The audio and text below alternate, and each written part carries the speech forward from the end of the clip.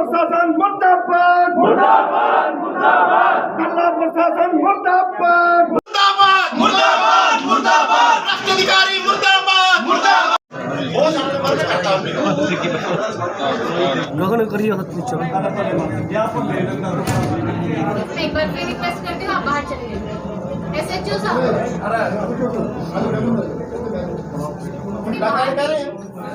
Please अगर आपको protest करना है प्लीज आप ऑफिस के बाहर अपना काम कर ले, प्रशासन आएगा तो बात करेंगे। ऐसे तो काम पॉसिबल क्योंकि इस वक्त बहुत ज्यादा है, यहाँ पे इज्जत को करता नहीं आम पंचायतों की। यहाँ तो बिल्कुल देवनगरी बच गई पेवा में, तो कहाँ मरे जाके हम जेल में आज हो जाएगा, लटका आने के बाद हमारी तसल्ली से हो जाएगी हम दिखेगा।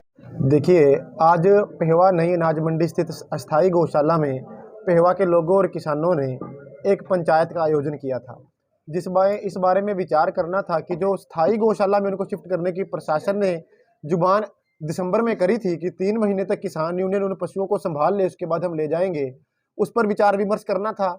उसके अलावा जो हमारे संज्ञान में आया था, हमने मुद्दा उठाया भी था कि 2.25 लाख रुपए का नगर पालिका ने गबन उसमें से भी कर लिया, एक फर्जी बिल बना करके कि ठेकेदार ने पशु पकड़े हैं, जबकि पशु जो है वो किसान यूनियन के सेवादारों ने पकड़े थे। और तीसरा, एक लोहे का बैली ब्रिज की मांग के लिए हमने पंचायत वहां रखी थी, क्योंकि मेला भी आ रहा है और सीजन भी गेहूं का आ रहा है। पेहवा के अंदर जाम लग जाएगा जब ट्रैक्टर ट्रालियां गेहूं की आएंगी।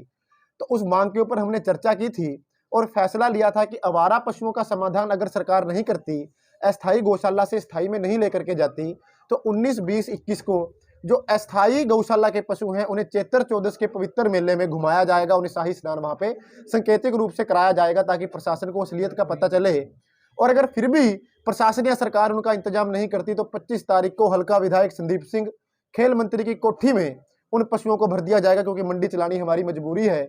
और हल्का विधायक होने के नाते उनका ये फर्ज था और उन्होंने तो मीडिया के माध्यम से एक बयान भी दिया था कि मार्च तक हम इसको शिफ्ट कर देंगे, लेकिन उन्होंने जगह का कोई इंतजाम तो छोड़िए, गौशाला में कभी आकर के भी नहीं देखा कि पशुओं की हालत क्या है, उनके इलाके की हालत क्या है। तो हमने फैसला लिया था कि उनकी गौशाला में, उनकी कोठी में इनको पशुओं को छोड़ देंगे और गेहूं के सीजन के बाद दोबारा अगर वो चाहें तो मंडी में आकर के छोड़ सकते हैं, सेवा तो हम करेंगे ही। इसके बाद हमने ज्ञापन देने के लिए प्रशासन की ओर से बुलाया था SDM साहब को, तो उन्होंने नायब तहसीलदार को भेजा। तो नायब तहसीलदार साहब की जो आकर के भाषा थी वो बहुत ही अमर्यादित असंसदीय थी। उन्होंने पंचायत का अनादर किया, उल्टा इंतजाम जमीन का उन्होंने करना था, लेकिन वो तो आके किसानों से ही जमीन मांगने लगे कि आपने अभी तक गांवों से हमें जमीन क्यों नहीं दी। और एक गुंडों की तरह उन्होंने बर्ताव किया। एक साथी ने अगर भ्रष्टाचार की शिकायत उनसे कर दी तो उनको जलील करने का काम भरी पंचायत में जसमेर जी को किया कि आप झूठे आरोप हमारे ऊपर ला रहे हैं, जबकि सारे सबूत हमारे पास थे। उसके बाद रही हुई कसर SDM साहब ने निकाल दी। जब एक पत्रकार साथी ने उनसे बात की तो वो बोले कि किसान यूनियन वाले तो बकवास करते हैं।